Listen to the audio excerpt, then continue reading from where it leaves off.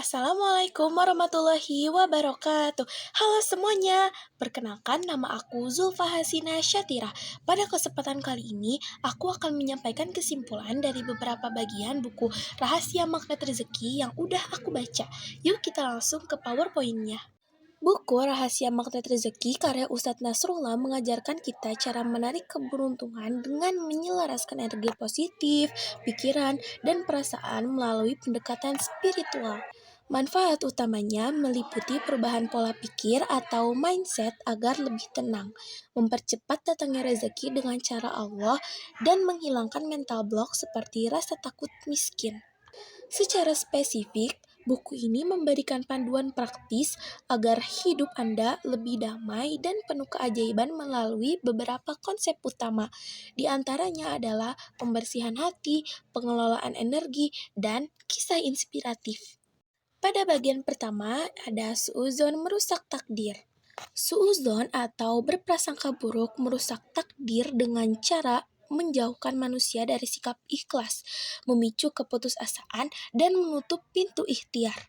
Sikap ini berakar dari hilangnya husnuzon atau prasangka baik yang membuat seseorang kehilangan berkah Allah dan berujung pada penyesalan atas ketetapannya. Dalam Islam, suuzon dikategorikan sebagai penyakit hati yang berbahaya. Hal ini dapat merusak amal perbuatan dan memicu timbulnya suuzon kepada Allah Subhanahu wa taala. Pada bagian kedua ada keajaiban tercipta.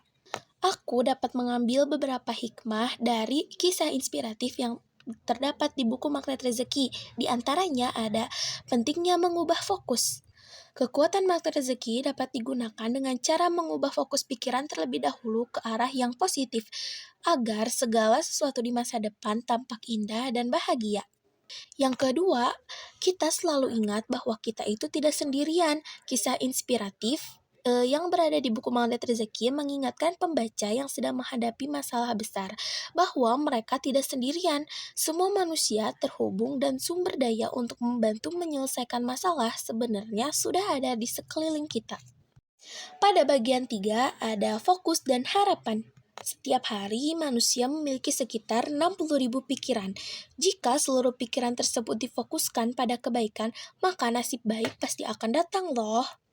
Pikiran bawah sadar sulit memproses kata tidak, sehingga fokus harus selalu diarahkan langsung pada hal positif yang diinginkan.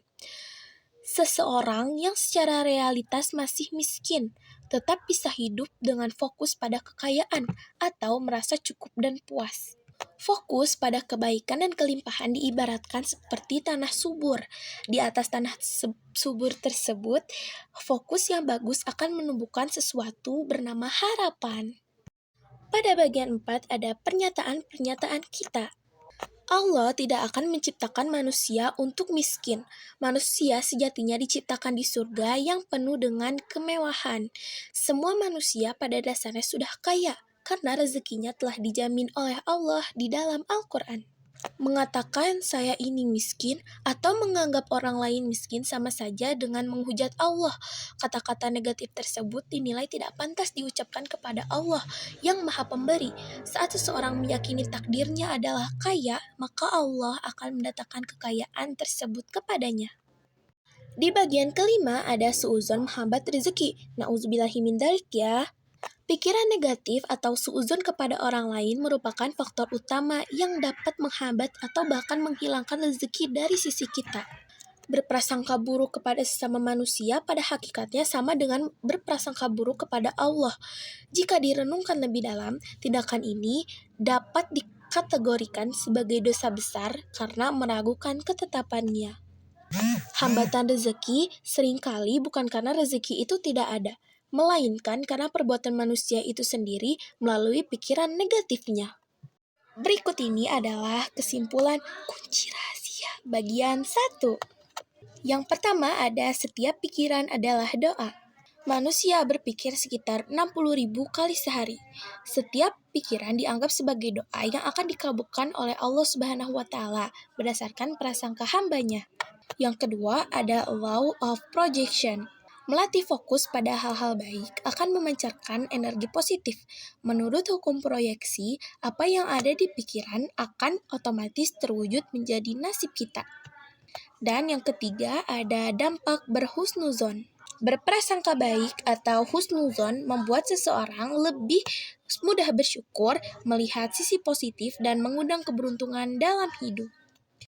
Alhamdulillah, insya Allah dengan membaca buku Mandat Rezeki akan membawa dampak positif untuk kita dan membawa hikmah-hikmah yang bermanfaat. Sekian dari aku. Wassalamualaikum warahmatullahi wabarakatuh. Bye-bye.